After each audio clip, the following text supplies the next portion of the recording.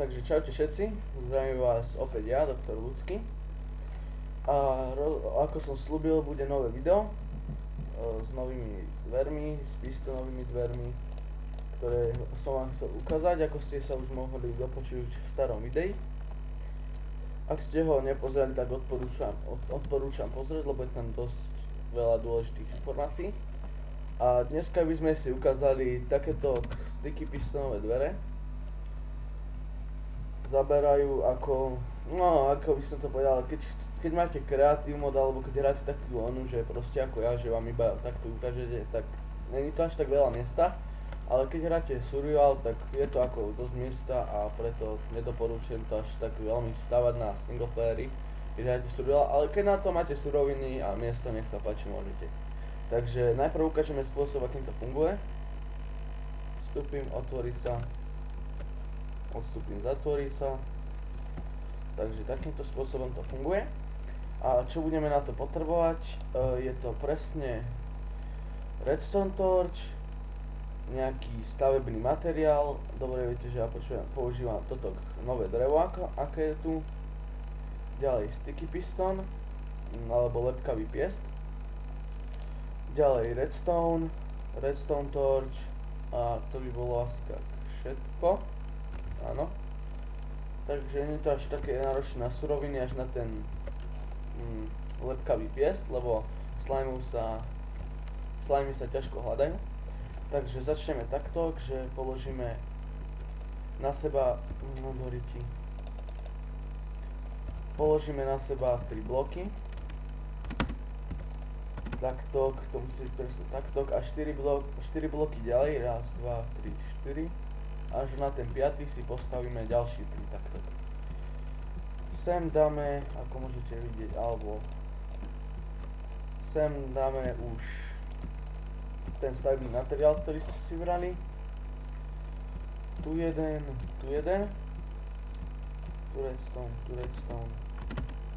redstone. A ideme presne takto. Presne pod tým drevom musí byť vynechané takto jeden. A teraz veľmi dôležité, na čo veľa ľudí zabúda, je to, že nemôže to byť hneď takto pri, ale musí to byť presne jeden od tých oných a robíme to až dovtedy, dokým nenarazíme na tento druhý, ktorý tiež jeden takto, tak. Sem dáme redstone torch, vidíte, všetky sa nám aktivovali, mi chýba ten redstone, preto sa mi to neaktivovalo. Tak, a teraz je na čase spraviť takto, presne ste, tak, a ešte presne takto, no to už ja robím, je to na vás, či to spravíte alebo nie. A presne tak, ako som spravil túto prvú stranu, spravíte aj túto druhú, 2 bloky táde, a robíte to až po to drevo, alebo stavím materiál, aký ste si vybrali.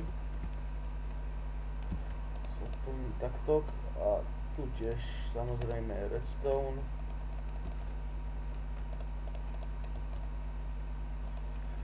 To je jedno, čo ako to spravíte, len aby to nejak aj vyzeralo, tak. A čo som zabudol ešte na začiatku povedať, že budeme potrebovať pressure platey alebo stone slatey. Takže presne takto 2, kde máme ten redstone, tak, no aby to nejak takto. A na to dáme tie stone slapy, či wooden slapy. A teraz keď sa na nich postavím, tak by sa mali tie pistonové dvere deaktivovať a otvoriť sa. Výborne. Presne tak som to chcel a takisto to spravím aj na druhej strane. A ja to aj zakrývam, ale to už je úplne na vás, ale doporučujem to zakryť. Presne, a keď to zakryjete, tak to bude vyzerať presne takto. Presne takto to bude vyzerať, tak není to až také veľké, ale keď to zakryjete, tak je to dosť veľké. Musím si dať deň. A takže toto by bolo na tento diel všetko. V ďalšom dieli by som ukázal